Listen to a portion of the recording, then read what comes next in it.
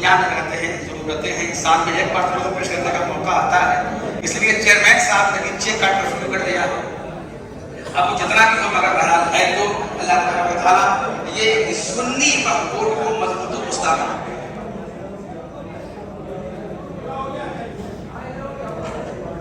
آج جہاں جہاں یہ کام ہو جائے تو لا کر کے سامنے جہاں پہ جمع کریں. جسے تو نے چاہا میں ان پر فدا ہوں، جسے تو نے چاہا میں ان پر فدا ہوں، میں تیرے محمد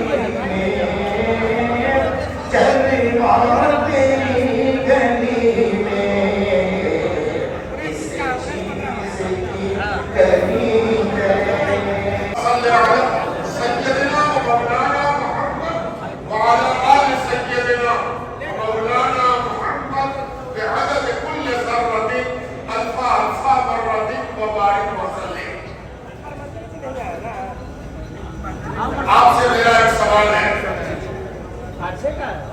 اور وہ یہ کہ پڑھنے لکھنے کا فائدہ آپ کو اپنی زندگی میں محسوس ہوتا ہے یا نہیں ہوتا ہے؟ پڑھ لکھ لینے والے سے یہ امید کی جاتی ہے کہ جب وہ پڑھ لکھ لے گا تو اس کی زندگی پر پڑھے لکھے ہونے کا اثر پایا جائے گا، اس کا انداز، اس کا اعتبار، اس کا ڈھنگ، اس کا سلیقہ بدل جائے گا. صاف لگے گا کہ پڑھا لکھا ہے، مدرسے سے پڑھ کے آیا، یونیورسٹی سے پڑھ کے آیا، کالج سے پڑھ کے آیا. اسکول کا پڑھا ہوا بچہ، مکتب کا پڑھا ہوا بچہ بھی اپنے اندر ایک واضح تبدیلی کا پتہ دیتا ہے کہ نہیں؟ اللہ تبارک و تعالیٰ نے ہم لوگوں کو ایمان کی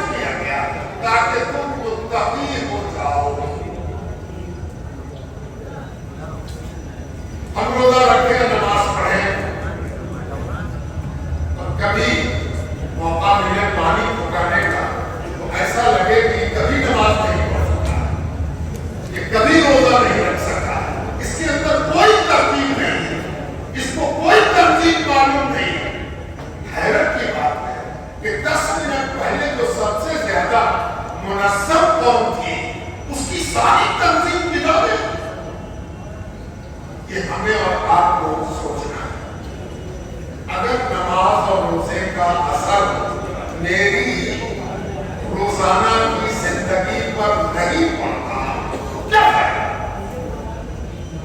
ایسی نماز اور ایسا ہوگا جس کا اثر، جس کا پربھاؤ، جس کا امپیکٹ، جس کا انفلوئنس، جس کا نتیجہ میری زندگی پر مرتب نہ ہو، اس کا کیا فائدہ؟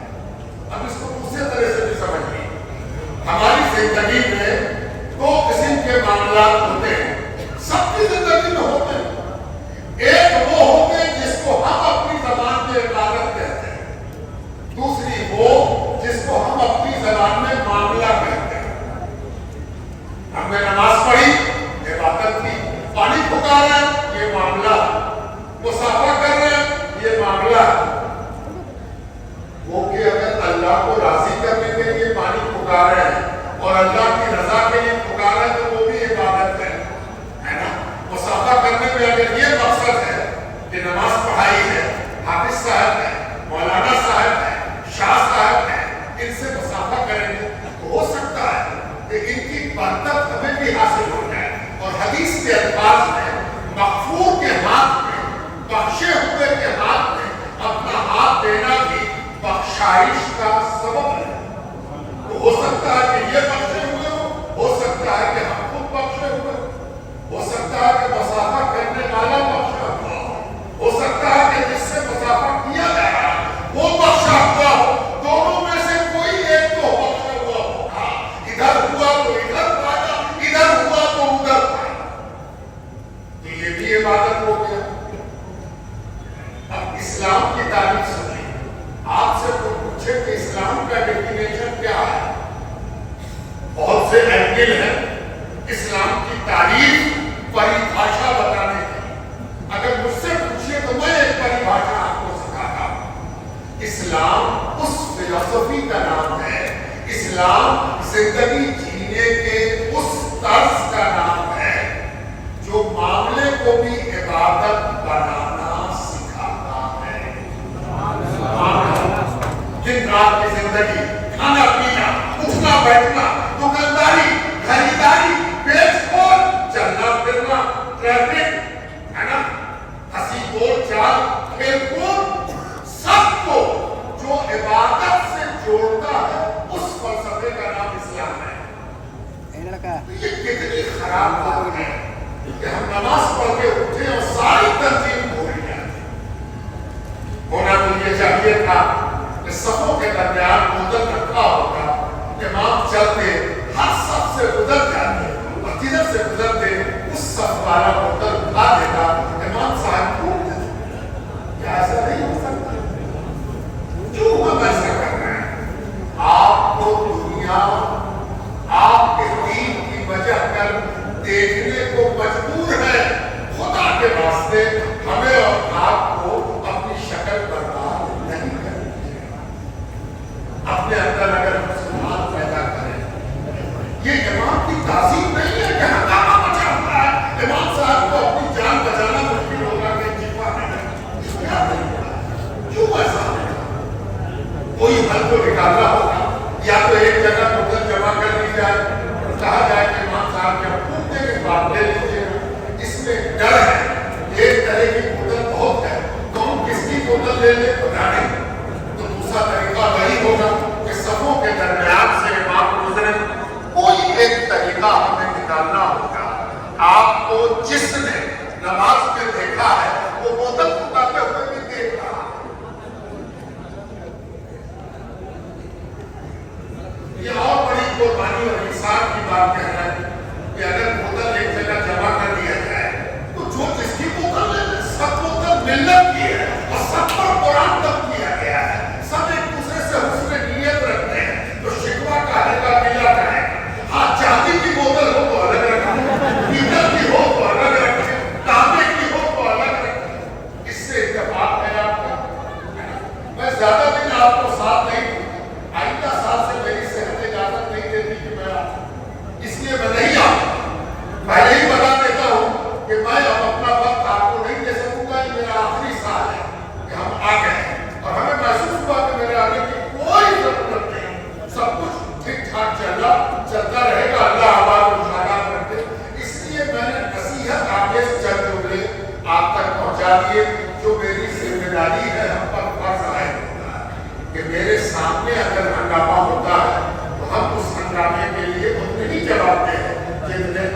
ہو گئی ہے. اب آخری میں ایک جملہ اور سماعت کیجیے. حالات کے اعتبار سے اگر آدمی نہ بدلے تو اس کو ہم پاگل کہتے ہیں. ایک آدمی کے گھر میں میت ہو جائے اور وہ ہنس رہا ہو اس کو کیا کہیے؟ پاگل ہے نا. یا ایک آدمی کے گھر میں خوشی ہو رہی اور وہ رو رہا ہو, ماتم کر رہا ہو, تو آپ کہیے وہ پگلا گیا ہے. ساری دنیا اس کی خوشی میں شرکت کے لیے آئی ہے اور یہ سینہ پیٹ رہا ہے. آج ہمارے اندر کوئی تبدیلی آ رہی ہے. بہت غور سے ہمیں سوچنا ہے. خاصا کا کیا عالم ہے, جنگ بندی کے بعد بھی حملہ ہو گیا. کوئی طرح جنگ آ گئی. روزہ رکھنا کتنا آسان ہے میرے اور آپ کے لیے, صحیح کھانا بھی آسان ہے. ابھی من پسند راستے پر ہم چلیں گے. کچھ لوگوں کو چائے یاد آ رہی ہے, وہ بھی چائے پیے. اللہ آپ کی چائے سلامت رکھے, اللہ آپ کا کھانا سلامت رکھے. ذرا اس کے بارے میں سوچیے جس کی پیاس بجھانا بھی جس کے لیے جان جانے کی باری ہے. ایسی قوم کا ہم حصہ ہے. آپ کو معلوم ہے کئی مسجدیں توڑ ڈالی گئی اور کئی مسجد نشانے پر ہے. کتنے گھر توڑ ڈالے گئے. آپ کو گالی بکنا بھی اب پاپ نہیں رہا. اب جو آپ کو گالی بکے گا اس کو قانون کہے گا کوئی خاص بات نہیں. اس سچویشن میں کیا ہمارے اندر کوئی تبدیلی آئی ہے؟ کیا ہم کچھ بدلنے کو تیار ہیں؟ کیا ہم سوچ رہے ہیں کچھ کون سا ٹاپک ہوگا میری زندگی کا, کس پر ہم بات کریں گے؟ بات کرنے کا ٹاپک تو نہیں بنا. جلسے جلوس کے وہ نعرے بھی نہیں بدلے جو کل خوشی کے دنوں میں لگتے تھے وہ آج بھی لگ رہے ہیں. مولانا کی تقریر میں بھی کوئی انقلاب نہیں آیا اور آپ کے چہرے کی بناوٹ میں اور آپ کے ناک نقشے میں بھی کوئی تبدیلی نہیں ہے. ایسی قوم پر جو ہو جائے سب کو. اسی انجمن اسلامیہ ہال میں عجب نہیں کہ اس مہینے میں تو ذرا مشکل ہے. آئندہ مہینے میں ایسی ایسی بارات آنے کی کہ 50,000 تو معمولی چیز ہے, پٹاخہ چھوڑ دیں کوئی تبدیلی نہیں ہے. تو پھر رونا کہے گا, پھر گانا کہے گا. اور آپ کو معلوم ہے کہ اللہ تعالیٰ نے یہ ورڈکٹ فیصلہ سنا دیا کہ جسے اپنی حالت کے بدلنے کا ذرا برابر احساس نہیں ہے, اللہ کی اس کی حالت میں ہمیں سوچنا معمولی بات نہیں ہے. آپ جس مہینے میں بیٹھے ہیں یہ عالمی سچائی ہے, یہ معمولی سچائی نہیں ہے. اور آپ نے جس لب و لہجے میں آپ کو روزہ ادا فرمایا, کما کتب علی الذین من قبلکم, تم کو اکیلے روزہ نہیں دیا گیا, تم سے پہلے سب کو روزہ دیا گیا. ذرا کھوج کے دکھاؤ کسی کے یہاں ایک مہینے کا روزہ ہے. اب تو سب نے بلیا پیٹ کر دیا, کسی نے تو پورا مٹا دیا, کسی نے خاص لوگوں تک محدود کر دیا, کسی نے عورتوں تک محدود کر دیا, کسی نے اپنے علماء تک محدود کر دیا. پبلک میں وہ پایا نہیں تھا. یہ اکیلی پبلک ہے آج کی سطح پر جو چھوٹے بڑے کالے گورے لمبے ناٹے سب مل کر ایک ساتھ ایک مہینے کا روزہ رکھ رہے ہیں. یہ ایک عالمی سنگ میل ہے جسے پروردگار نے قرآن اور رسول اللہ صلی اللہ علیہ وآلہ وسلم کے حوالے سے ایسا نصب کیا ہے کہ پوری دنیا اس کو مڑ کر دیکھنے کو مجبور ہے. اس عالمی پہچان کی امت اگر اپنی قدر خود نہیں سمجھے گی تو کون سمجھے گا؟ ذرا تیار ہو جائیے, ذرا سوچیے. اگر آپ کے دل میں اللہ سے مانگنے کا جذبہ نہیں تو کیا مانگنا؟